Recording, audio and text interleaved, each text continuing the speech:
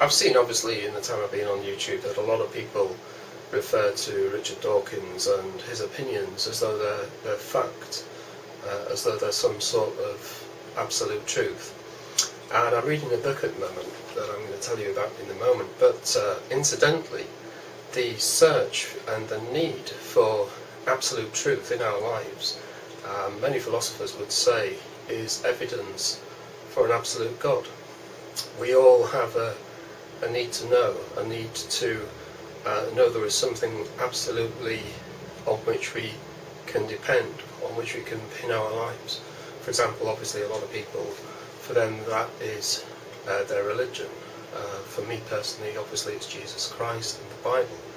But for atheists, it's the theory of evolution, or various theories of evolution, and so on. Obviously many people also try to avoid facing the reality of the need for an absolute in their life, and they do that by turning to escapism through alcohol, drugs and other means also. It's quite interesting, isn't it, that atheism actually is evidence for the existence of God. Anyway, I'm reading this book.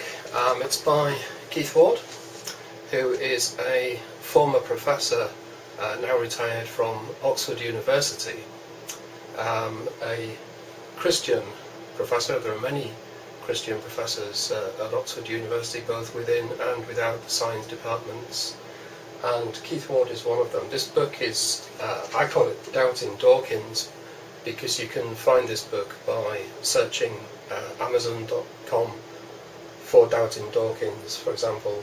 The full title is Why There Almost Certainly Is a God. But first of all, before I get into the book, I just want to flag up a couple of channels on YouTube for you, which if you're interested in creation, evolution and that sort of thing, these are quite interesting. You just have to bear with me whilst I turn you around and zoom you in. And this channel I came across not too long ago, P.P. Simmons. There it is, hopefully you can zoom in on that. And in this channel he deals with the creation-evolution debate. Here obviously a video about Richard Dawkins, as it just happens. Down the side there, let's just have a look, see what there is. He's got a whole series on evolution in there, but it's not just videos on evolution and so on. He deals with Bible study and that sort of thing. It's very good. It's very good. I don't agree with all of it, but I do agree with quite a lot of it, and it's certainly very thought-provoking and interesting. Here's an interesting thing from richarddawkins.net. An atheist here who calls himself Secular Stew. And there's an article above here, there it is, by Michael Ruse.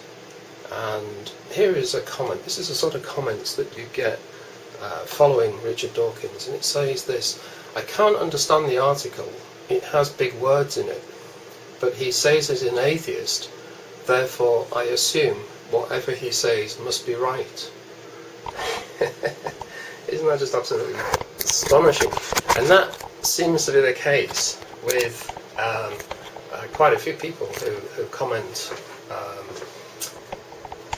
following, you know, the teachings of people like Richard Dawkins. So let's go back to this book, Doubting Dawkins. If you've read Richard Dawkins' books and you think he's amazing and so on, then I challenge you to read this book, because Keith Ward basically undermines Dawkins' best arguments in this book. It's very, very good indeed, very solid, and you'll see some of Richard Dawkins' deceit and manipulation exposed in this book.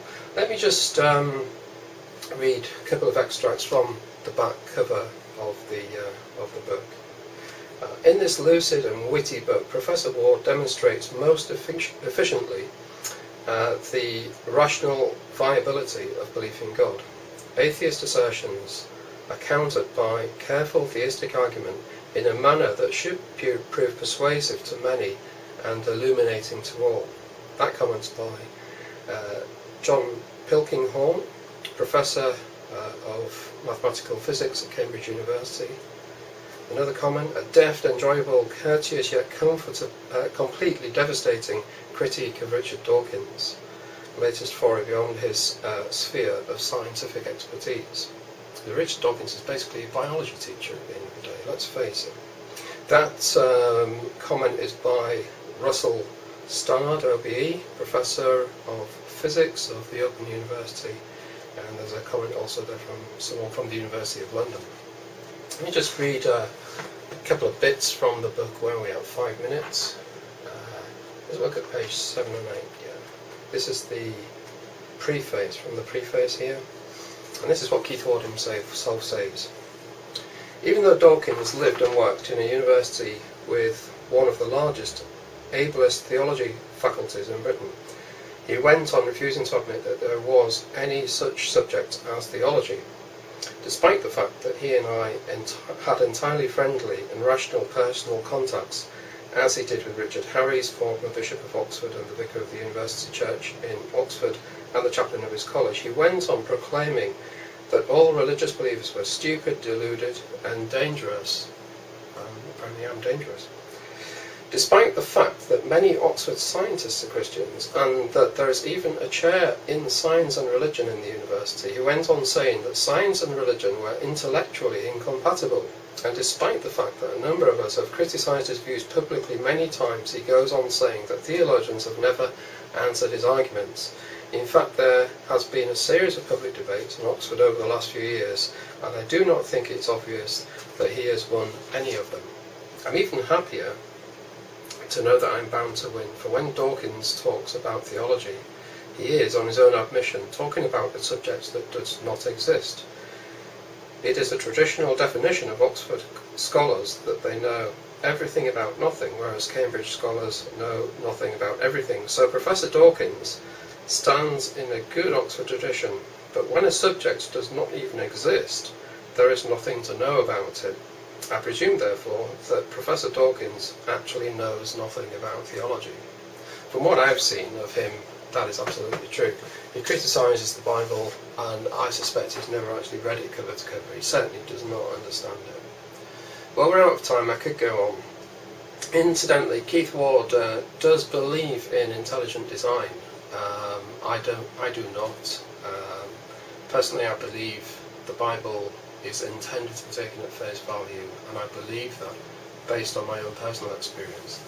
I was an atheist, now I'm a born-again Christian, and I've gone from believing in evolution and putting my faith in science to putting my faith in the God of science, and believing that science only supports the Bible. So it's quite a witty, funny book.